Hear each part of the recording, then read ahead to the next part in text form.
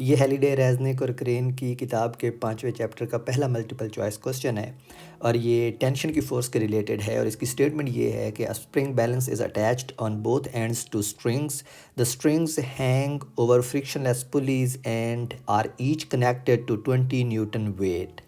As shown in the figure, the reading on the scale will be closest to।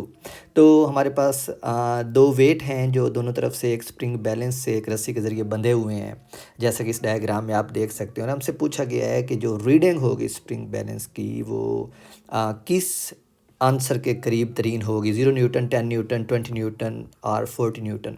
तो इसको हमने बहुत detail में डिस्कस किया था जब हमने टेंशन वाले टॉपिक को पढ़ा था और हमें अब आसानी से पता है कि जो वेट एक तरफ होता है वही हमारा जवाब होता है, क्योंकि ये जो दूसरी तरफ का वेट होता है वो सिर्फ टेंशन जैसे रस्सी में प्रोड्यूस होती है उस प्रोडक्शन का पार्ट होता है। इसको मैंने बहुत डिटेल में इसकी वजाहत की थी।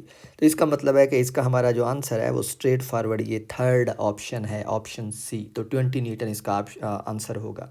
इन जनरल अगर एक तरफ एक साइड पे वेट में कोई हमारे पास अगर फोर्स एफ हो, let me call this force F, तो और दूसरी तरफ भी एफ ही लग रही हो फोर्स, तो हमारे पास जो आंसर आएगा इन जनरल, जो रीडिंग आएगी स्प्रिंग बैलेंस की, वो एफ ही होगी। So this is the general rule.